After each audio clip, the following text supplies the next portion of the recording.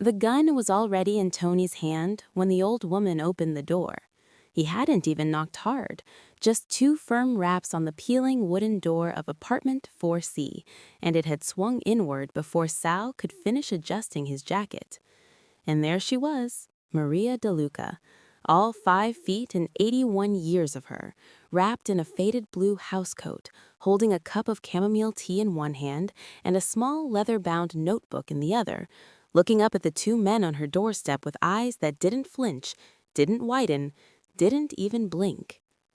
"I was wondering when you'd come," she said. Neither Tony nor Sal said a word. Tony slowly lowered the gun to his side, not tucking it away, just lowering it. Because something about the way she said those words, not with fear, not with resignation, but with the steady calm of a woman who had known this moment was coming for 40 years and had decided long ago exactly how she would meet it, made him pause. The hallway outside her apartment smelled like boiled cabbage and old wood. A bare bulb flickered overhead. Somewhere on a floor below, a television murmured, and the distant sound of a child laughing drifted up through the walls. Maria stepped aside and gestured with her teacup into the dim interior of her apartment. "You might as well come in," she said. "There's no point doing this in the hallway." Sal looked at Tony. Tony looked at Sal. And then, without any exchange of words, both men stepped inside. This was not how any of this was supposed to go. 4 hours earlier, Vito Romano had been seated at the head of a long mahogany table in the back room of Benedetto's, a restaurant in the South Ward that had been in his family for 30 years and had never once appeared on any food review website because nobody who ate there was in the habit of leaving reviews. The table could seat 14. Tonight, there were 7 men seated around it, 6 of them silent, waiting, and one of them, Vito, doing all the talking. Vito Romano was 54 years old and had the look of a man who had aged well not by luck or good genes, but by sheer stubborn refusal to yield to the things that had tried to break him. His hair was silver at the temples and dark everywhere else. His face was carved with lines, but none of them were soft. He wore a charcoal suit without a tie and kept his hands flat on the table as he spoke, a habit he'd developed in his 30s when he'd realized that men who gestured too much looked like they were performing, and Vito Romano had never needed to perform for anyone. "Her name is Maria DeLuca," he said, his voice even and low. "She is 81 years old. She lives alone in the Caruso district. She has no family left, no children, no grandchildren, no cousins who visit. She is not connected to law enforcement.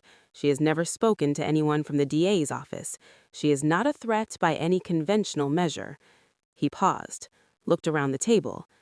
"And yet," he said, "she is the single most dangerous person connected to this family." The men around the table were quiet. They had learned long ago that when Vito paused like that, it was not an invitation to speak. It was a warning that what came next would require their full attention. "My father trusted her," Vito continued. "He trusted her more than he trusted his own brother, more than he trusted any of the men who sat at this table before you. She worked for him for 20 years, not in the business, not with the crews, but close, personal. She handled things that no one else could know about, letters, accounts, arrangements." He let the word sit there. "She knows where the bodies are buried, not metaphorically, literally, and she kept a record.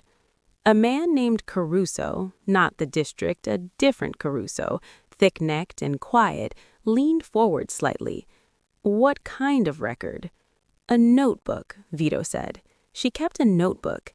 Everything my father ever told her, everything she ever witnessed, everything she ever handled on his behalf. Names, dates, locations, amounts.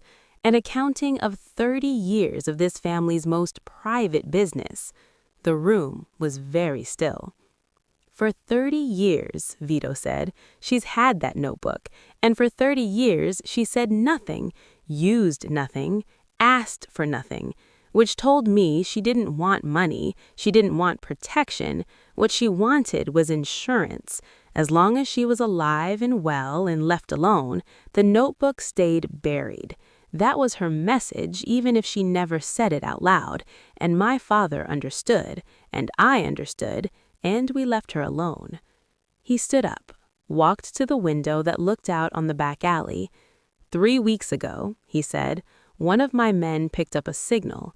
A lawyer in the city, a federal attorney, had been making inquiries, quiet inquiries, the kind you only make when someone has reached out to you first. The inquiries were about my father, about the early years, about certain arrangements that, if they ever became public, would not only end this family, but would put living people in very serious danger. He turned back to face the room. Maria DeLuca reached out to a federal attorney, he said. She's 81 years old and she's dying. Cancer. 3 to 6 months, maybe less. And when people are dying, they start thinking about their legacy, about what they'll leave behind. And Maria has decided that what she wants to leave behind is a reckoning. No one spoke for a moment. Then Vito said, quietly, I want it handled tonight. Tony and Sal will go to her apartment. They'll take the notebook, and they'll make sure she can't tell anyone what she knows. He sat back down. She's an old woman, Tony said slowly. He was careful about his tone. She's sick. She's a loaded gun pointed at this family, Vito said. He didn't say it with heat. He didn't need to. And a loaded gun doesn't get less dangerous because it's old. Go tonight, after dark, be clean about it. And that was how Tony had come to be standing in the hallway of apartment 4C on a Tuesday evening in November with a gun at his side that he had somehow not managed to raise, watching an 81-year-old woman with cancer and a cup of chamomile tea tell him to come inside. The apartment was small and surprisingly neat. A single lamp burned in the corner of the living room, throwing a warm amber light across a worn sofa, a low coffee table, a bookshelf packed with paper bags, and a small dining table where Maria had evidently been sitting before they knocked. Her tea was still steaming. A second cup sat beside it, empty, and next to that a plate of biscotti that had gone slightly soft. She settled herself back into her chair as though they were expected dinner guests who'd arrived a little late, and she set the notebook down on the table in front of her with the quiet deliberateness of someone placing a chess piece. Tony looked at the notebook. It was not what he had expected. He'd imagined something dramatic, a thick ledger, a binder fat with documents, something that looked like evidence. This was a small thing, pocket-sized, with a dark brown leather cover cracked at the corners and a thin red ribbon marking a page somewhere near the middle. It looked like something a school teacher might carry. It looked like nothing at all. "Sit down," Maria said. She nodded at the 2 chairs across from her. "I'm not going to bite you, and I'm certainly not going to run." Sal sat. Tony remained standing, which was partly instinct and partly the fact that sitting down in this apartment felt somehow like admitting something he wasn't ready to admit.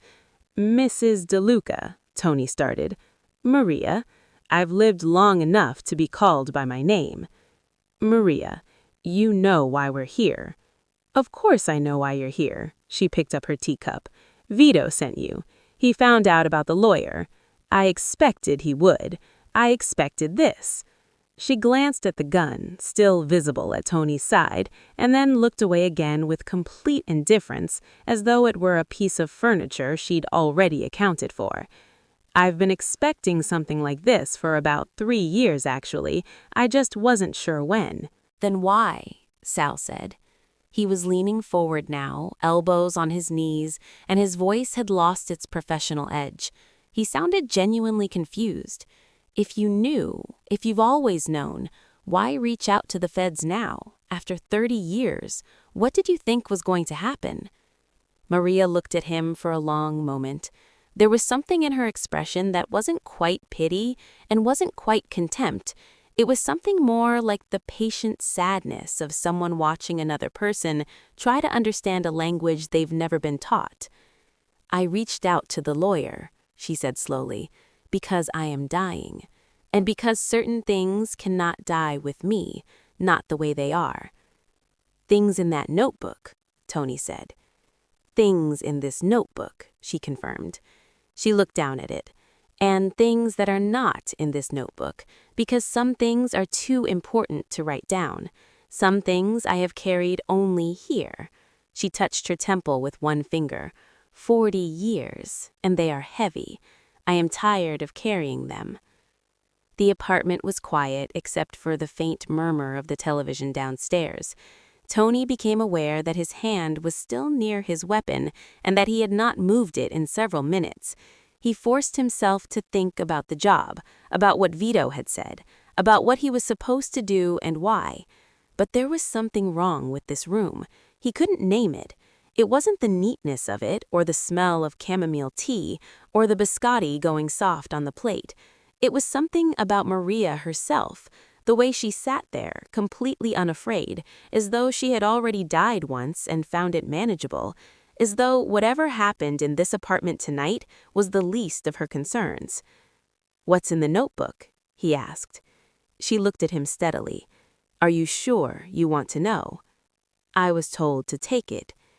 "Taking it," she said, "is not the same as understanding it, and you can't understand it without understanding what came before." She paused.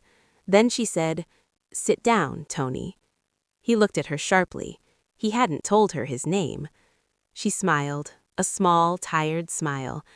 "I knew your father," she said. "Franco Ricci. He worked for the Romano family for 11 years. Good man. Funny when he wanted to be. He used to bring his boy to the Sunday dinners sometimes. You were about 6 the last time I saw you. You had a gap in your front teeth, and you ate 3 plates of manicotti." Tony sat down. The story she told them then was not short. It began 40 years ago in a different city, with a different version of the Romano family, younger, hungrier, more dangerous, and less refined. It began with a man named Enzo Romano, Vito's father, who had built an empire from almost nothing, and who had done it through a combination of extraordinary intelligence, ruthless pragmatism, and a very small number of people he trusted absolutely. Maria was one of those people. She had not been an enforcer or a consigliere or a money launderer. She had been something harder to categorize. Enzo Romano had met her through her late husband, a man who handled accounting for several of the family's legitimate businesses. When her husband died, unexpectedly, of a heart attack at 43, Enzo had come to the funeral himself, which surprised everyone, and afterward he had offered Maria a job. "He said to me," Maria recalled, her voice softening slightly, "You are the smartest person in any room your husband ever walked into, and he knew it, and so do I. I need someone like you." She paused. "I knew what he was. I knew what I was agreeing to. I was 38 years old, and I had $3,000 in the bank and 2 children to feed. So I said yes." She had handled his correspondence for 20 years, not the official correspondence. The lawyers and accountants had that. His private correspondence, letters to men in other cities, arrangements with people whose names never appeared on any document. She knew about the deals. She knew about the betrayals. She knew about the night in the early winter of a year she named precisely, when Enzo Romano had ordered the murder of a man named Castellano, not the famous one, a different one, and she had been in the room when the order was given. "She have that in the notebook," she said. "The date, the name, what was said, why it was done, and what was done afterward to make it disappear." She spoke for nearly 40 minutes while the chamomile went cold, and Sal, at some point, accepted a biscotti from the plate without quite realizing he was doing it. Tony didn't move. He sat there with his hands loose in his lap and his weapon forgotten at his side, listening to a story that he had grown up on the edges of without ever knowing its shape. Because this was the thing about the world he'd come from. You knew the texture of it, the weight of unspoken things, the way certain names were never said out loud, the way certain years were never discussed. You grew up understanding that there was a history and that the history was kept behind a door you were not supposed to open, and you learned not to ask about the door. Maria had been behind the door for 20 years, and now she was opening it. "There's something else," Maria said, when the history had been laid out with the patient precision of a woman who had been rehearsing this moment for a long time. "Something that isn't in the notebook, something I have only ever told one person, and that person is dead." She looked at Tony, she looked at Sal, and then she said, "It concerns Vito." The room changed. Not physically, the lamp still burned, the television still murmured below, but the quality of the air in it changed, the way air changes before lightning. "What about Vito?" Sal said. "Not what he did," Maria said. "What was done to him. What was done to him when he was 17 years old, and what his father decided afterward, and why the Romano family has a particular arrangement with a particular man in this city that has never been recorded anywhere, and that has cost this family more than they know." She picked up the notebook, opened it to the page marked with a red ribbon. "Vito's father loved him," she said, "in his way, in the only way Enzo Romano knew how to love anyone, which was to protect them from everything, even the truth, especially the truth." She smoothed the page with her thumb. "When Vito was 17, something happened. I will not say what exactly, not to you. What I will say is that Enzo believed it was the fault of a man named Ferraro, Marco Ferraro. And Enzo made a decision about Marco Ferraro that he later came to regret, and the consequences of that decision have been running underground like a river under the city for 37 years, and they are about to surface." Tony felt something cold move through him. He knew the name Ferraro, not well, not clearly, but he'd heard it, in the way you heard certain names in this world, at the edge of a conversation that stopped when you walked into the room, in the careful way older men occasionally didn't say a name out loud. "What do you mean, surface?" he said. "I mean," Maria said, "that Marco Ferraro had a son, and that son has been building something, quietly, carefully, for the past 12 years. And 3 months ago he made contact with a man inside Vito's organization, a trusted man, a man who sits close to Vito every day." She folded her hands on the notebook. "That man has been feeding information to Ferraro's son for the past 8 weeks, and Ferraro's son is not going to the feds. He's not going to a lawyer. He's coming for Vito directly. He has already given an order, and the man inside Vito's organization is going to help him carry it out." The silence that followed was absolute. Then Sal said, very quietly, "Who?" Maria shook her head. "That," she said, "is for Vito to hear, not you, not anyone else. Vito." Tony stood up. The situation had become something he didn't have a category for. He had come here to do a job that was supposed to take 20 minutes, and instead he had been sitting in this apartment for over an hour, listening to an old woman who was calmly, methodically dismantling everything he thought he understood about the world he'd spent his adult life operating in. "I need to make a call," he said. Maria nodded. "I assumed you would." He stepped into the hallway and dialed. It rang twice before Vito picked up. "Is it done?" Vito said. "No, you need to come here." A pause. "Excuse me?" "I know what I'm saying. You need to come here, to the apartment. There's something you need to hear directly, something I can't tell you over the phone, and something that changes—" He stopped, tried to find the right words. "It changes things. The thing you sent us here to do, it changes things. I need you to come here yourself." Another pause, longer this time. Tony could hear Vito breathing. He could hear the sound of a chair being pushed back, of a room being stood up in. "I'll be there in 20 minutes, Vito said. His voice was perfectly controlled. "Don't do anything until I arrive." "That's why I called," Tony said. If you want to know how this ends, and trust us, you do, make sure you've hit that subscribe button and turned on notifications. Stories like this one drop every week on this channel, and if you're enjoying it so far, take 2 seconds to drop a like. It helps more than you know. Now back to the story. Vito Romano arrived in 23 minutes. He came alone, or almost alone. He had a driver who stayed in the car and a man named Gio who stood at the bottom of the stairwell and did not come up. Vito came up the stairs by himself, and when he reached the 4th floor and walked down the hallway toward apartment 4C, where the door was standing slightly open and the amber light of the single lamp was spilling out into the hall, he slowed. He had not been in a situation he couldn't read in a very long time. He was good at reading situations. It was perhaps the skill he was most proud of, the ability to walk into any room in any state with any variables in play and within 60 seconds understand its geometry, who had power, who wanted it, what the temperature was, what the liabilities were. But as he pushed the door open and stepped into Maria DeLuca's apartment and saw her sitting at her small dining table with a dead cup of tea and a notebook and her 2 enforcers seated across from her, looking like men who had been told something they didn't know how to carry, he felt, in the first time in many years, that he was in a room whose geometry he could not immediately read. Maria looked up at him. She didn't stand. She didn't need to. "Vito," she said. He stood in the doorway. He was aware that his hands were in his pockets and that this was, for him, a posture of concealment, not aggressive, not open, closed. He was aware that he was being careful. "Maria," he said. "Sit down," she said. "We've been talking for an hour already, your men and I. There's a lot for you to catch up on." "Tony told me to come," he said.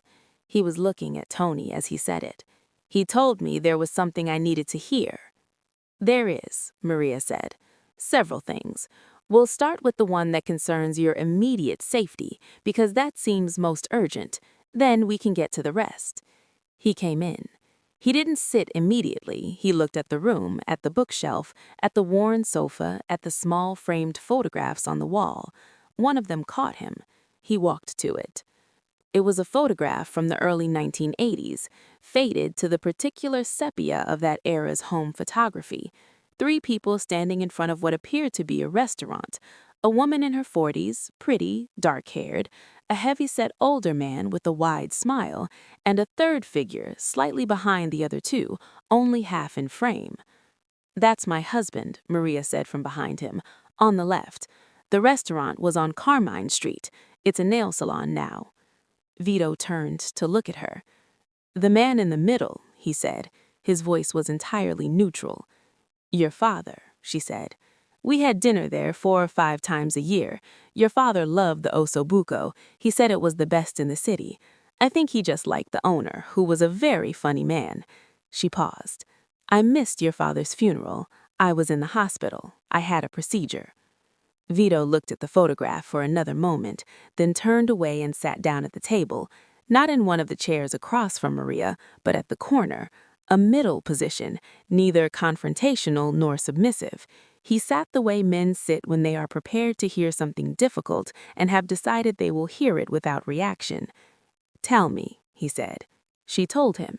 She told him about the notebook first, what it contained, what it covered, how she had kept it. She told him this plainly, without editorializing, as though she were recounting a business arrangement. Vito listened without moving. His face didn't change. Only once, when she named a specific date, a specific event, a night that she could not have known about unless she had been exactly where she said she had been, did something move behind his eyes. Just briefly, like a fish passing through dark water. Then she told him about Ferraro. This was where Vito's composure began to show its seams. Not dramatically, he didn't flinch, didn't curse, didn't stand up, but his hands, which had been flat on the table, shifted. His right hand curled slowly into a loose fist and then relaxed. A small thing. If you hadn't been watching for it, you'd have missed it. "How long have you known?" he said, when she had finished the Ferraro part. "About the son's plans? 3 months. I have a contact, an old contact from the old days, someone who still has eyes in certain places. He told me." "And the man inside my organization? You know who it is?" "Yes." "Tell me." "I will tell you," she said, "but not yet, because I want you to hear the rest first, and I want you to understand something before I put a name in this room." Vito looked at her. There was something in his expression now that was not quite anger and not quite respect. It was something more complicated than either. He looked like a man who had spent his entire life being the most powerful person in every room he entered, and who was now, for the first time, genuinely uncertain whether that was still true. "What do you want, Maria?" he said. His voice was quiet. "I want you to listen, completely, to everything I am about to tell you, and then I want you to make a decision, but a real decision, not the decision you would have made when you walked in that door. And if I don't want to hear it?" She picked up the notebook, looked at it. "Then you can take this and go," she said. "You can take whatever action you came here to take, and in 6 weeks, when I am dead, your organization will still have Ferraro's son moving against it, and the traitor inside your organization will still be there, and you will not know who he is, and one morning you will get into a car, and the car will not take you where you expect it to go." She set the notebook back down. "I am not threatening you, Vito. I am describing the situation as it is. Your father always appreciated that." The room was very quiet for a long moment. Then Vito said, "Talk." What Maria told him next took another 30 minutes. She told him about Marco Ferraro, the original Marco Ferraro, the man his father had decided to destroy. She told him why. She told him that the official version of events, the version Vito had always been given, was not wrong exactly, but incomplete in a way that had consequences. Because the truth, Maria explained, was that Marco Ferraro had not done what Enzo Romano believed he had done. Not entirely. The event involving Vito, the event that had happened when Vito was 17, it was more complicated than Enzo had understood. There had been another party involved, someone who had allowed Enzo to believe what he believed because it served their interests, someone who was still alive. "Who?" Vito said. Maria told him. The name landed in the room like a stone into still water. Vito stared at her. Tony and Sal, who had heard the first part of this story, but not this specific piece of it, both stilled. "That's not possible," Vito said. "I know it doesn't feel possible," Maria said, "but I was there. I saw the letter. I handled the letter because Enzo trusted me to handle his correspondence, and this particular letter was too important to trust to anyone else. It came from that man. It said what I am telling you it said, and your father read it and made a decision, and the decision was wrong, not because he was a bad man, but because he was a father, and fathers do not always think clearly when their children are involved." Vito said nothing. "Marco Ferraro died for something he didn't fully do," Maria said. "His son has spent 12 years building toward a response, and the person who actually set this in motion, the person who wrote that letter and fed your father the information that led to Ferraro's death, has been in your circle ever since, because he made himself useful, because men like that always make themselves useful. And he has been allowing Marco Ferraro's son to believe that Vito Romano, like his father before him, is the enemy, when in fact—" "Stop," Vito said. She stopped. He was quiet for a very long time, long enough for Tony to shift uncomfortably in his chair, long enough for Sal to look at the ceiling and back down again, long enough for the television from the apartment below to become audible in the silence. Some laugh track, some studio audience, some program running its pleasant minutes in complete ignorance of the conversation happening one floor above it. "The man inside my organization, the one feeding information to Ferraro's son. Yes. Is it the same man?" Not a question. Something in the way he said it suggested he had already started thinking his way toward the answer, and wanted her to confirm a direction, not supply one. "It is," Maria said. Vito closed his eyes, just for a moment, then opened them. "Caruso," he said. Sal made a small sound. Tony looked at the floor. Maria said nothing, which was confirmation enough. "Caruso, the man who had been at the table tonight at Benedetto's, the thick-necked, quiet man who had asked about the nature of the notebook, who had been in Vito's inner circle for 8 years, who had been present at more private conversations than almost anyone else in the organization, who had, 2 hours ago, sat at that table and listened to Vito explain exactly what he was sending Tony and Sal to do and where they were going to do it, and who had, almost certainly, made a call of his own the moment he'd left that meeting. Tony pulled out his phone before Vito even said a word. We need to reach out to Marco's boy before Caruso does. If he already told Ferraro's son that the hit was going forward tonight, it means Ferraro's son thinks Maria is already dead, Vito said. He was standing now, the careful stillness of the last 30 minutes burned away by something faster and sharper. And if he thinks she's dead, it means he thinks whatever she was going to tell someone died with her, and he'll move. He'll move tonight or tomorrow while he thinks the window is open. I can make some calls, Tony said. Not yet. Vito turned to Maria. You said you want me to make a decision, a real one.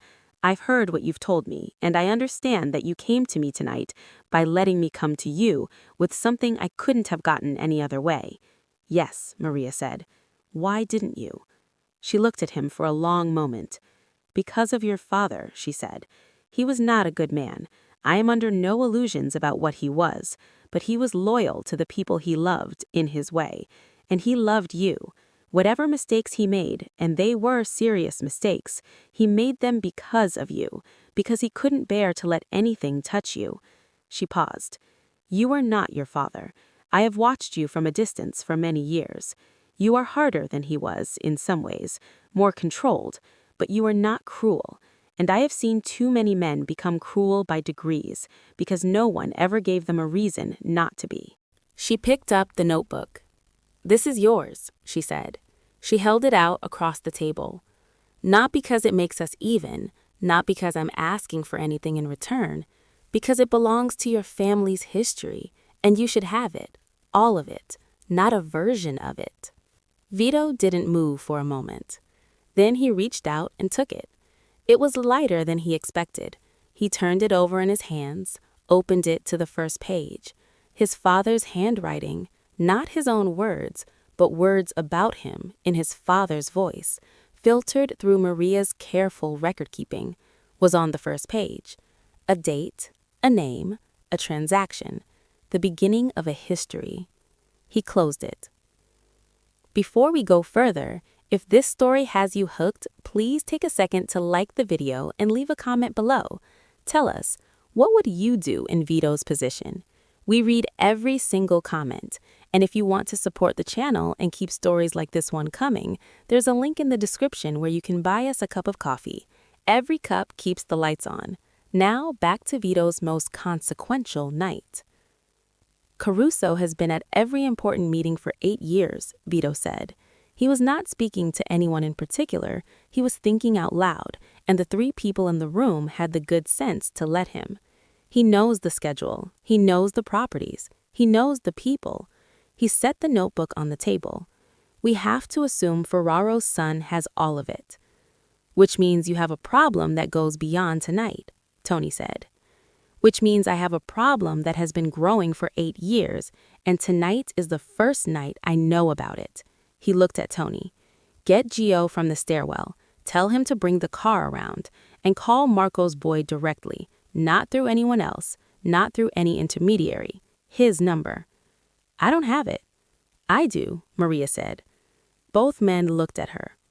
My contacts gave it to me, she said. He's been keeping an eye on the Ferraro situation for me for 2 years. He thought I might need it eventually. She picked up a piece of paper from the table, a small torn corner of paper that Tony now noticed had been sitting there under her teacup the entire time, and held it out. His name is Dante. He's 31. He is angry and he is determined and he is not irrational.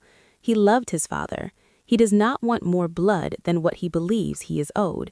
If you speak to him honestly, if you tell him what I told you tonight, there is a chance.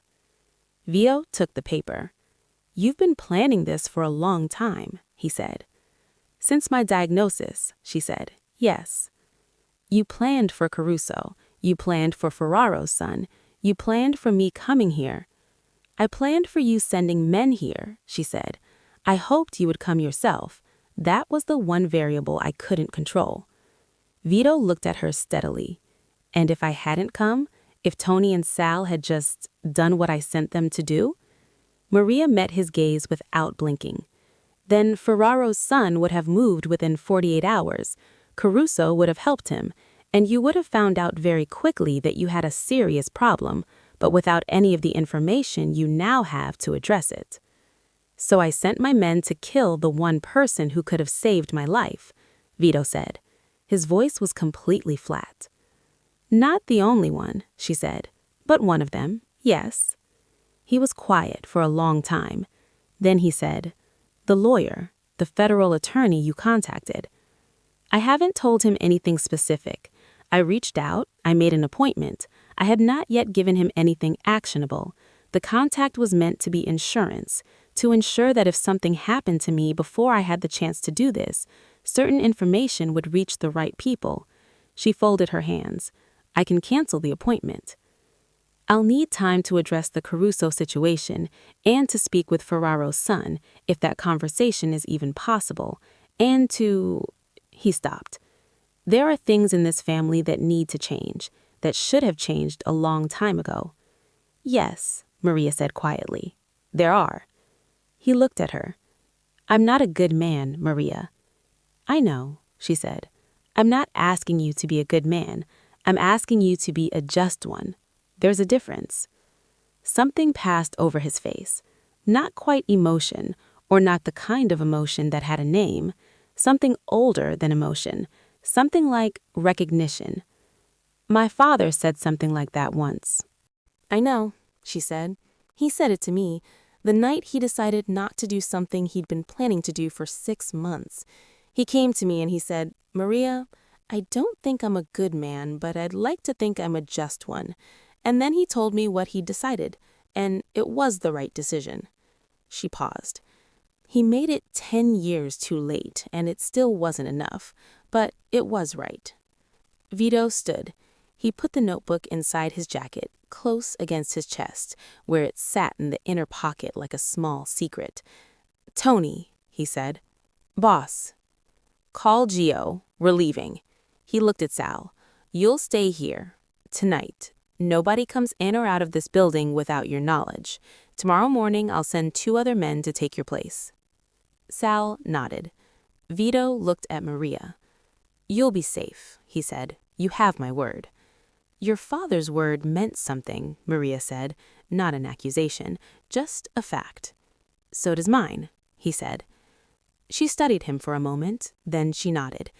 He turned toward the door, stopped with his hand on the frame.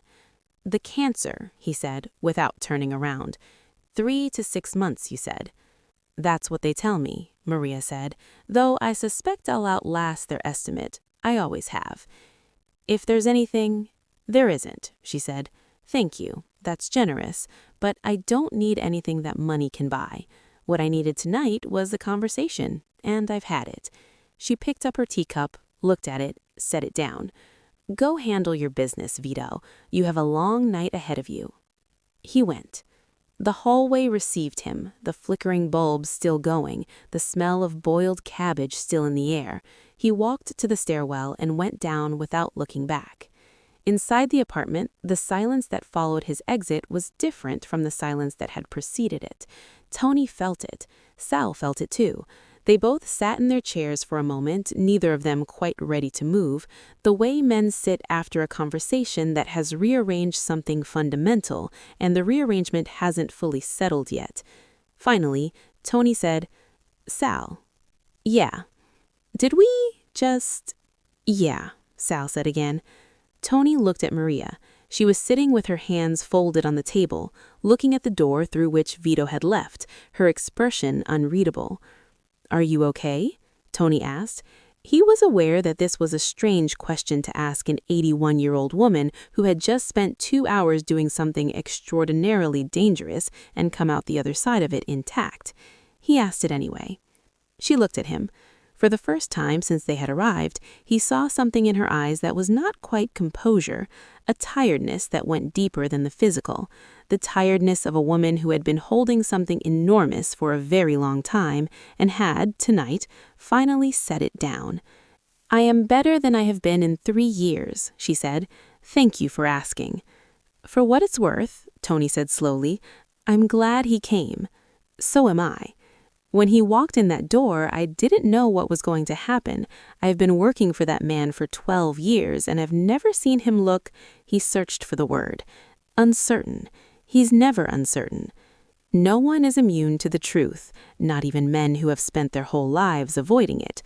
Sometimes you just need to deliver it the right way. Your father understood that, actually. Franco. He had a good instinct for how to tell a person something difficult, a gift for timing. She looked at Tony more carefully. You have some of that too. You knew to call him. You knew that what was in this room tonight was something he needed to hear himself. Tony didn't answer immediately. He was thinking about his father, about Sundays a very long time ago in a different apartment in a different part of the city when he was 6 years old with a gap in his front teeth and 3 plates of manicotti and the complete absence of any knowledge about what any of the adults around him actually did, or why, or what it cost. Finally, Tony said, "My father died well, not a question. He did. He was respected. He was honest in the ways that mattered to him. He took care of his family." She paused. "He would be proud of tonight." Tony nodded once. He didn't say anything else.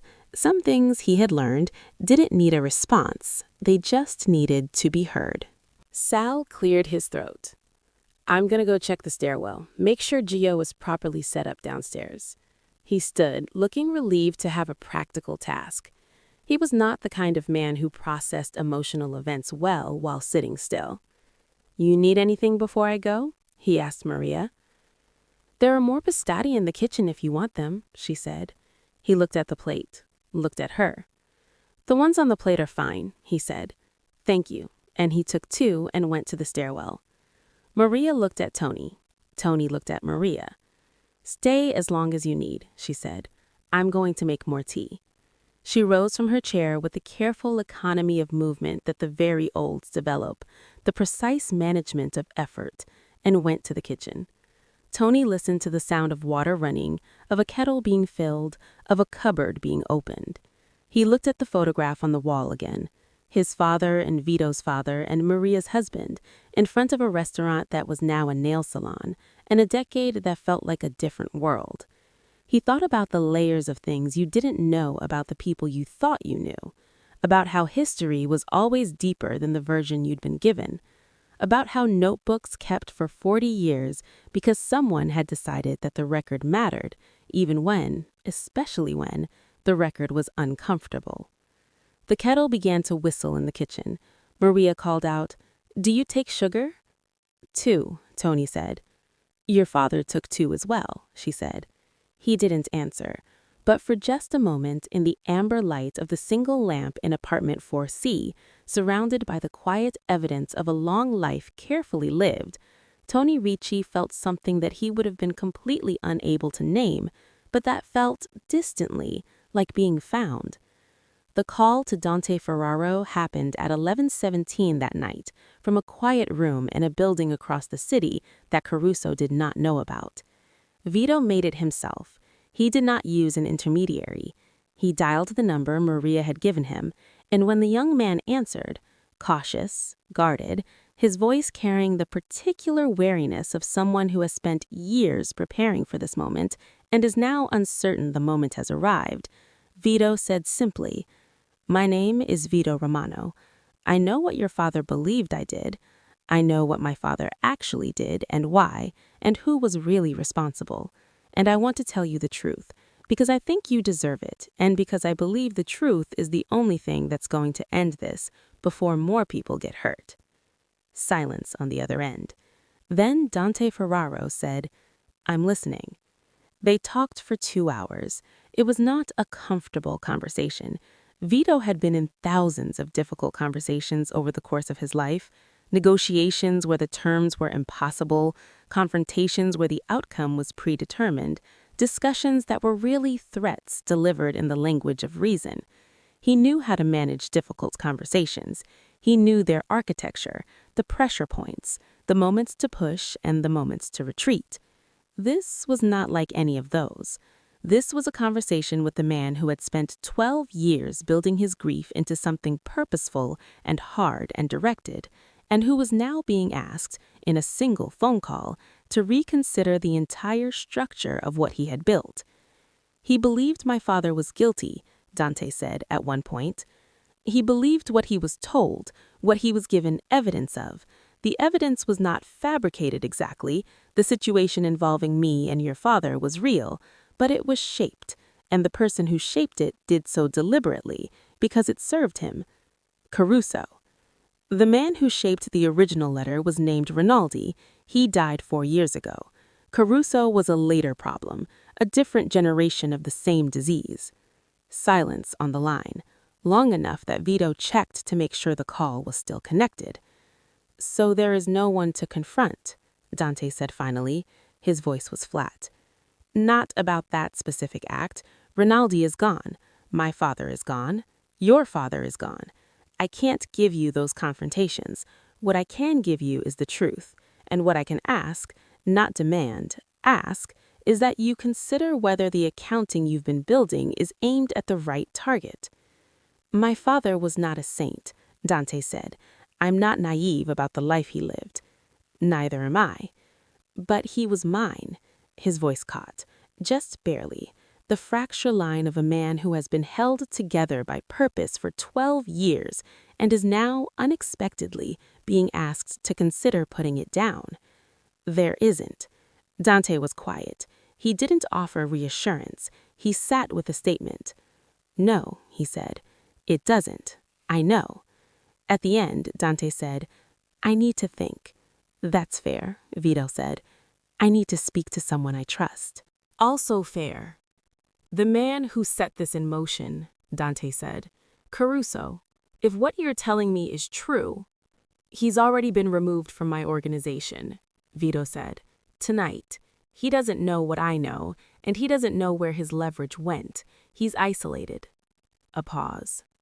"You moved fast," Dante said. "I had to," Vito said. Another pause. "If I find out you've lied to me," Dante said. "I know," Vito said. "My father was not a saint. I am not naive about what he was, but he was mine, and what was taken from him was taken unjustly," Vito said. "I know, and I won't pretend otherwise, and I won't pretend that knowing that changes what happened. But I'd like to find a way through this that doesn't require both of us to lose more." The line was quiet for a very long time. Then Dante Ferraro said, "I'll call you in 3 days." "I'll answer," Vito said. He hung up and sat for a while in the quiet room with the notebook on the table in front of him and the number written on the torn scrap of paper from Maria DeLuca's dining table. The room was a storage room, really, one of several anonymous spaces the organization kept in properties scattered across the city, rooms that existed on no official record and were used for conversations that could not happen in visible places. This one had a table, 2 chairs, a bare light bulb, and a window that had been painted over from the outside. Nothing on the walls, nothing soft or comfortable, a room built entirely for function. Vito had sat in rooms like this his whole adult life and had never found them oppressive. The lack of comfort was the point. You didn't make decisions in comfortable rooms. Comfortable rooms invited the wrong kind of thinking, the kind that allowed for sentiment and delay. Vito's father had taught him this. You made decisions in rooms that demanded clarity. He looked at the notebook. 37 years of his family's history in Maria DeLuca's careful handwriting. Dates and names and figures and events. The ledger of choices made by his father, a man he had known and not known, admired and not examined, loved in the complete and unquestioning way that sons love fathers when they are young and the world is still simple. He opened it to the section about himself, about the event at 17. He read it slowly, the way you read something that requires you to hold 2 versions of the truth in your mind at once, the version you have carried and the version you are now being given. It was not an easy thing to do. The mind resists it. The mind has its own investments in the version it has carried, the version that has shaped years of understanding, of motivation, of identity. What had happened to him at 17 had been a wound. He had built himself around it, the way a tree grows around a wire that someone tied to it when it was a sapling. remove the wire, and the shape of the tree is still there. The deformity becomes the structure. He had spent 37 years believing that Marco Ferraro had been responsible, not solely, not with full intent, but meaningfully, and his father had moved against Ferraro because of this, and Vito had understood this as justice, even if he had never asked to be avenged, and had in fact been kept entirely ignorant of what his father had done on his behalf.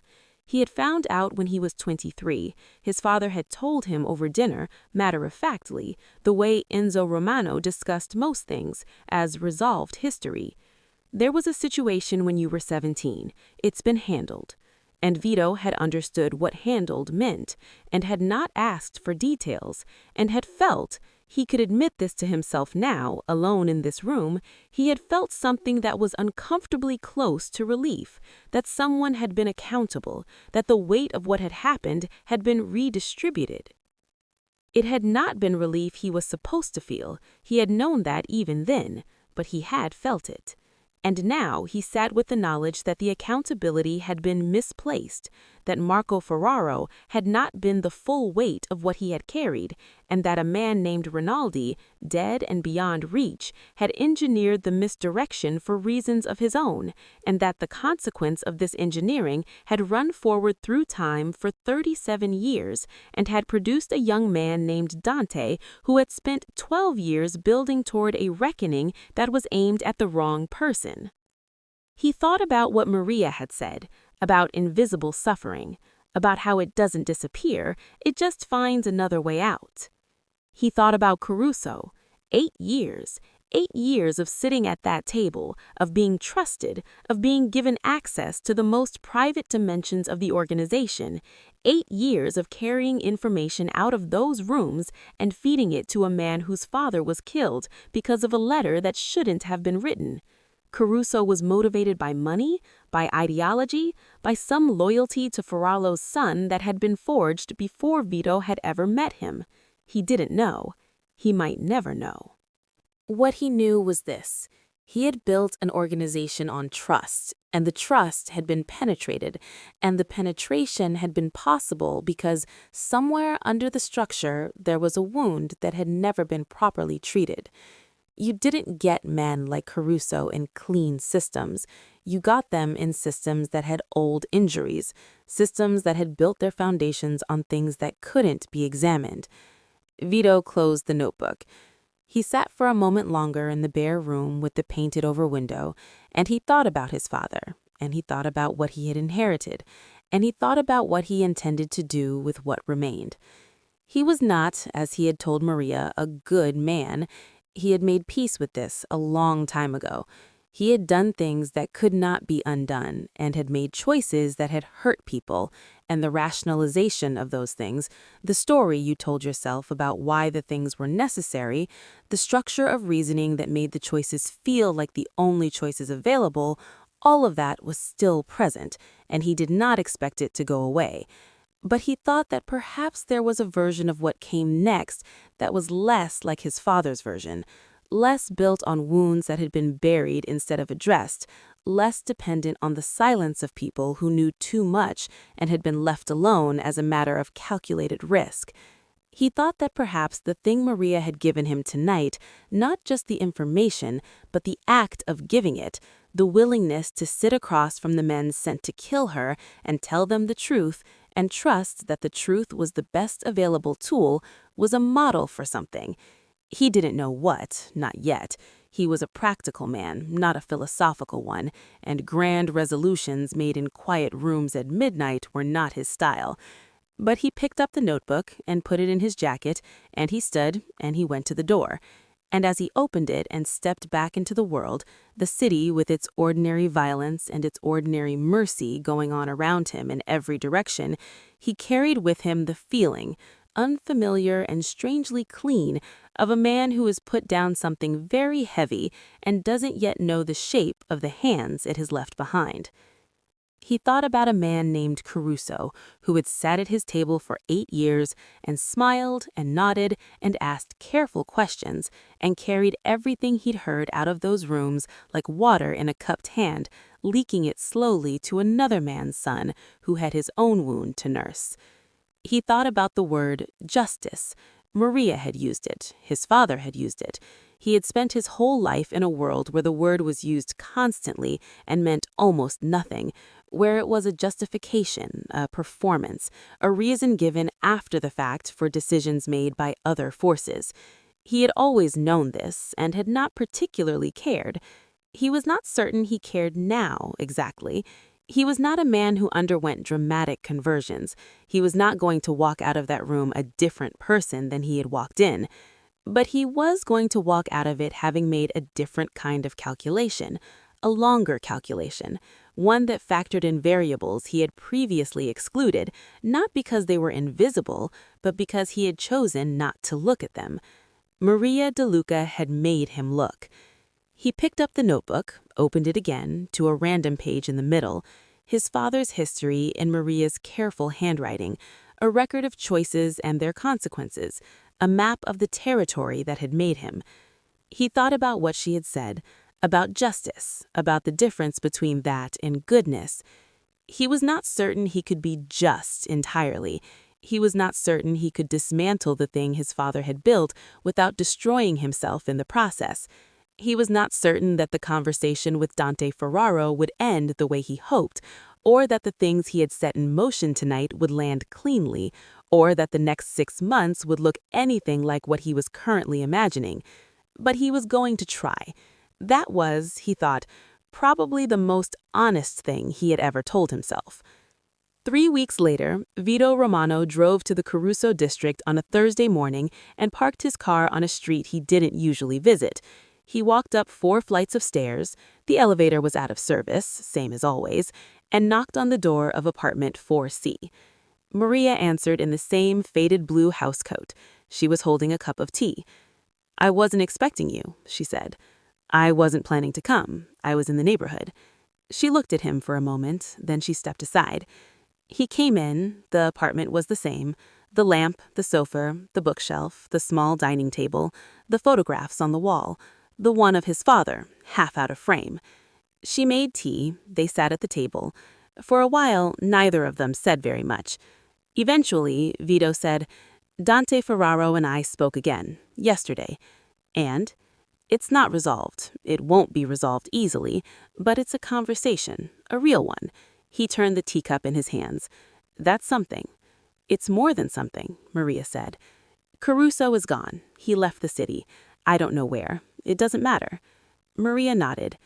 "I've been reading the notebook, all of it." She waited. "It's difficult," he said. "Some of it I knew, some of it I'd guessed, some of it," he stopped. "Some of it I had no idea. About my father, about the things he did, and the things he chose not to do, which are in some ways harder." "Yes," Maria said. "That's how it always is. The choices not to do things, the roads not taken, those are the ones that haunt." He looked at her. "Why did you keep it? For 40 years? Why not destroy it?" She thought about this for a moment. "Because destroying it would have been the same as saying it didn't happen," she said. "And it happened. All of it happened. People made choices, and the choices had consequences, and people suffered those consequences, and some of them are still suffering. Destroying the record doesn't change any of that. It just makes the suffering invisible." She picked up her teacup. "I've lived long enough to know that invisible suffering doesn't go away. It just finds another way out." Vito was quiet. Outside, the November sky was the color of old pewter, and the sounds of the city filtered up from below. Traffic, voices, the distant percussion of a delivery truck on a cobblestone street. The ordinary world going about its ordinary business, indifferent to the history being processed in this small apartment. "My father used to say," Vito said slowly, "that a man is only as strong as the truth he's willing to face." Maria looked at him. "He said that to you?" she asked softly. "Once," Vito said, "when I was about 20. I thought it was just something he said, the kind of thing fathers say. He paused. I'm starting to think he meant it. Maria didn't say anything for a moment. Then she said, he did mean it. He just didn't always manage to live by it. She looked at the photograph on the wall, at the heavy-set older man with the wide smile, standing in front of the restaurant that was now a nail salon. Most of us don't, but we mean it. They finished their tea. Vito stood to leave. At the door, he paused, the same pause he'd made 3 weeks ago, hand on the frame, something left unfinished in the air. I'll come back, he said, if that's all right. Maria looked at him with those steady, unblinking eyes. Come on Thursdays, she said. I usually have biscotti. He nodded, went down the stairs, stepped out into the November morning, and stood for a moment on the sidewalk outside the Caruso District building, the notebook in his jacket pocket, the torn scrap of paper with Dante Ferraro's number in his wallet, the weight of 40 years of history rearranged into something new and still unfamiliar in his chest. He had not become a different man, but he had, perhaps, become a slightly more honest one. It was, he thought, a beginning. He got into his car and drove back into the city, and the November sky pressed down over everything. And somewhere, 4 flights up, an old woman with cancer and chamomile tea and 40 years of secrets kept in a small leather notebook sat in her worn chair by the lamp and watched the street below, and thought about the choices that had led her here, and found, to her own surprise, that she was not afraid of what came next. She had done what she came here to do, and that, in the end, was enough. Thank you so much for watching all the way to the end. It means the world. If this story moved you, challenged you, or kept you on the edge of your seat, please share it with someone who loves a great story. Leave a comment telling us what moment hit hardest for you. And if you want to support the channel and help us create more stories like this one, there's a link in the description where you can buy us a cup of coffee. Every single contribution keeps this channel alive and the stories coming. Subscribe if you haven't already, and we'll see you in the next one.